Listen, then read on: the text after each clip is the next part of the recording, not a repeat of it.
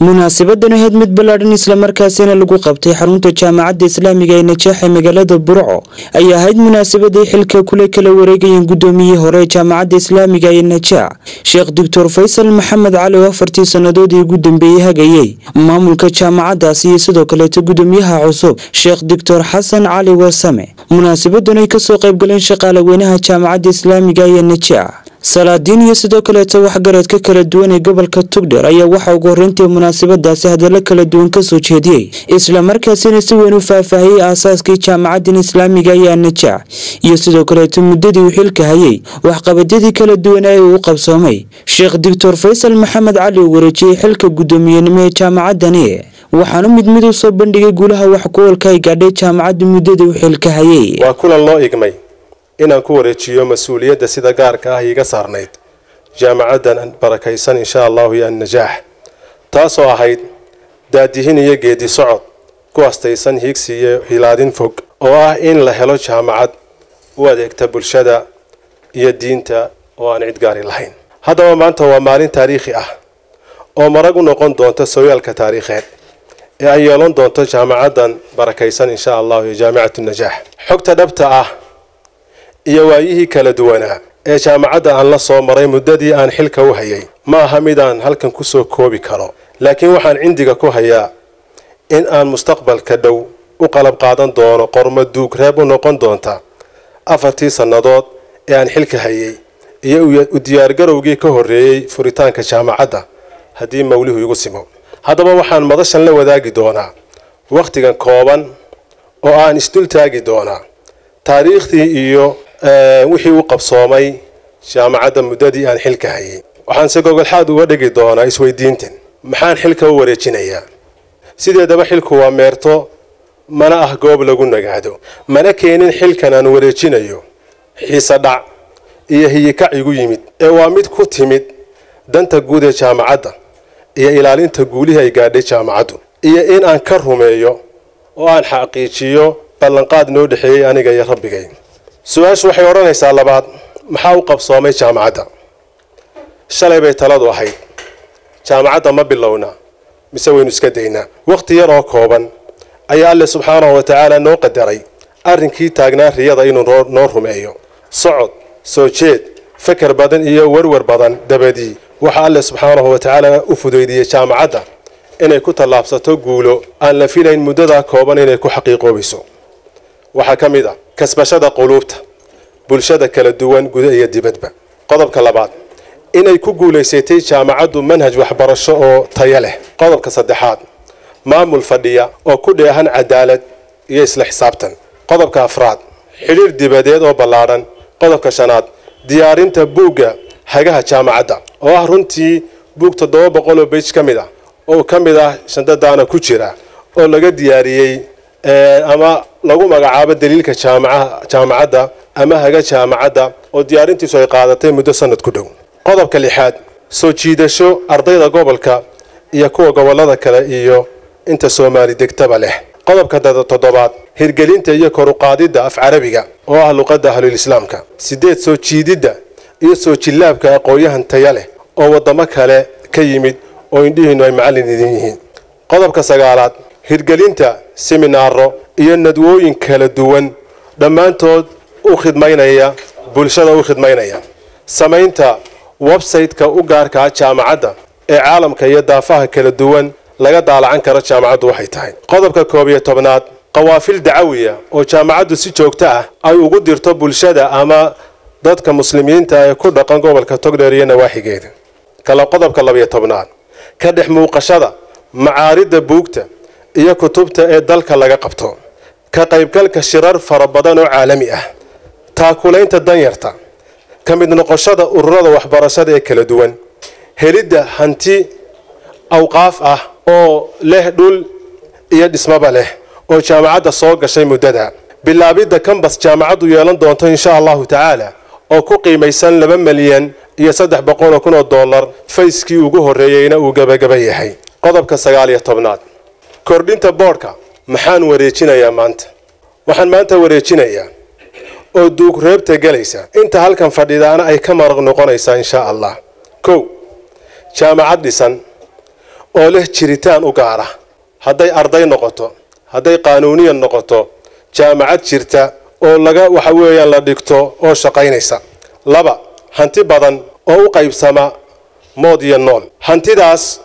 oo dhammaanteed diiwaan gashan shaqaale hufan oo ka kooban 30 isugu jira macallimiin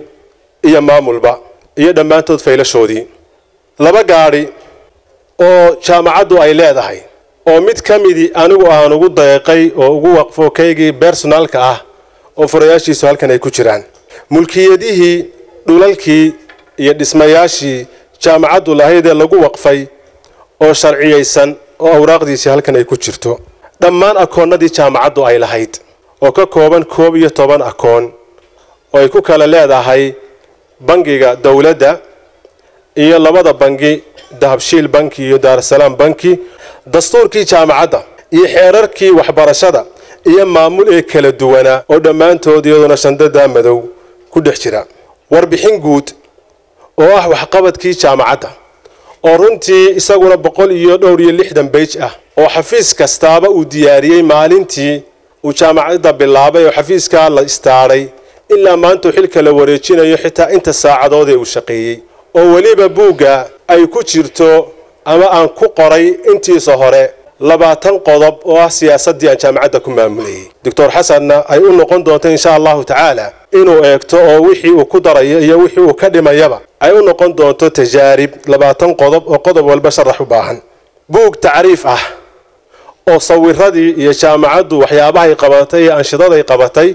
isaguna wuu ku jiraa shahaadooyin caalami ah oo ardayda jaamacadda ka takharujta shahaadada ay jaamacadda ka qaadanayaan warqadda lafteeda Suudaan baa laga soo sameeyay muddo sanad ku dhow ayaa la sugayay ardaydii imika dhamaysayna shahaadooyinka way qaateen ilaa 500 xabo si 2-3 sanadood soo socota jaamacaddu ay intifaacsato isaguna wuu yaalaa shaambadihii jaamacaddu ay lahayd oo 3 nooc ka kooban nooca koowaad waa shaambadaha caadiga aynu naqaano 5 xabo jaamacaddu ay leedahay iyaduna halkaas ay ku jirtaa waxa ku jira shaambad loo yaqaano xaraari loo yaqaano oo waxa weeye dareen istaamka ta ka dhigta iyo mid laasiqa oo la dhajiyo ayaa kamida geesta kale waxa halkaas hadal kala duwan ka soo jeediyay si weyn ugu mahadnaqay muddadii xilka hayay gudoomiyaha hore jaamacadda Islaamiga ee Najaax gudoomiyaha cusub ee jaamacaddaasi Sheekh Dr. Xasan Cali Warsame isagoona tilmaamay in halkaas ka sii socon doono waxqabadka jaamacaddu wax kasto guula oo la gaaro in la guul la gaarayna de wax cid waliba oo ka marakacaysa marxatigeeda wallahi oo de wax muuqda oo aad maqlayseen la socoteen indhihiina ku arkayseen si socon doona insha Allah ta'ala waxaas waxay ku timi qabla kulli shay ilaahi tawfiiqdiis iyo galadiis iyo fadligiis iyo manadiis ayay waxa weeye ku timi waxaan aad iyo aad ugu mahad celinayay khudadii la dajistay iyo qorshihii la dajistay iyo sidii la maaganaa gudoomiyahaanu markaa dooranay 2015 bilowgeeda ee maanta halkaas soo gaarsiiyay aad arkaysaan dadaalkii uu soo galay aad iyo aad baan uga mahad celinaya anigu saaxiibkii baana 96 laga bilaabo ilaa hadda waa wada socodnay waxa uu qabtay iyo hawsha haysatay si gaar ah in akaademiyana waana ku xigeenna 2 sanaan u ahaa si gaar ah baan u ogaa socodkiisa iyo tacabkiisa iyo dadaalkiisa waxaan ogahay wax badan oo kamida hawlaha uu qabanayo dastuurka ugu ma taalo waa wuxuu ku darsaday waxaan ogahay shaqaalaha jaamacadda ka shaqeeya qaar kamidi inay la mushahariyeen isagoo ra'iiska jaamacadda waana astaan ay ku muuqato jaamacadda iyo howlwadeenadeedu waxa weeye lama soo koobi karo mahadnaqayo iyo halka uu ku soo simay sida Sheekh Cabdullaahi uu sheegay ma tagin way garab taagay waxa ka dhigtay la taliyahayga koowaad waana idin marxaati gashanaya maanta waxa weeye jaamacatu najaax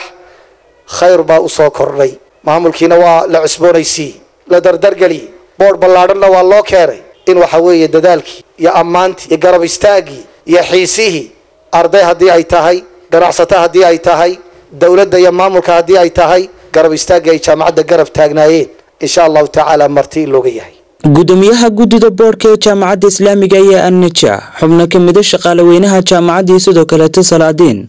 oo iyaguna halkaasi ka hadlay ayaa si weyn u bogaadiyay gudoomiyihii hore jaamacadda iyaguna si weyn ugu duceeyay gudoomiyaha cusub ee xilka la wareegay waxaana sidoo kale dardaaran miisaan lagu soo jeediyeen in jaamacadda dadaalkeeda iyo horumarinta aqoonta islaamiga halkaasi laga sii wado ma aha arintani arin ugub ah in xil la isku wareejiyo waa sunnaha maamul wanaaga ayay ka mid tahay maamulka wanaagsan ee muassasaadka calaamadaha lagu garto waxa ka mid ah in qori isu dhiib ay tahay oo xilka uu meerto noqdo run ahaantii jaamacatu najaax 4 sanadood ayay dhamaystiratay hadeer dufcadii ugu horeysay ayaa ka qalin jabisay waxaan u mahad celinayaa walaalkay Dr. Faisal Maxamed Cali oo runtii 4 sanadood ee ugu dambeysay jaamacadda maamulkeeda hayay oo hadii aanu nahay guddiga sare ee jaamacadda aad iyo aad aanu ugu amaanayno uguna qanacsanahay sida uu wax u maamulay iyo guulaha jaamacadda uu u horseeday aad iyo aad baanu ugu mahad celinaynaa sidoo kale walaalkay Dr. Xasan Sheekh Cali Warsame oo isaguna xilka galabta la wareegaya waxaan rajaynaynaa insha Allah taala isaguna inuu masiirada halka uu ka sii anba qaadi doono waxaan anigu shaqaalihii koobaad ee jaamacadda najaax awal muwadaf ka shaqeeyanaha waxaan shaqada jaamacadda soo galay iyadoo on dhismahan xataa ayna jaamacaddu joogin waxa ku shaqeyn jirnay maktab la jimciitu nuhud farxad weyn bay tahay marka maanta inaan ku hadlo magaca jaamacadda أنا رنتي وجمع هاد علنية تكوبات لما أنت أنا مقعد كوهلا بهوين تأيام شقالها جامعة النجاح واسكت طبعا إن قدومية فيصل ورنتي مدة 4 سنوات سوى شقين إني سيدي قروح تبنيت في الأيام من الألتهاي ورنتي ما تهير كاي مرة صو أنا جمع هاد علنه طلبات واحد دكتور حسن إنا سود وينو وندعي عيني لهي نحل كأوف ضيديو وعينو هاد علينا إنه دكتور كه وصو شقيي يرجل الشقيي معروف بين السمايين إلهي وحين قوي ديننا خير وحين لنا هاي جزاكم الله خيرا وحين لنا هاي ودعينا يسجنا دكتور حسن شيخ علي ورسمي يتيم كيسة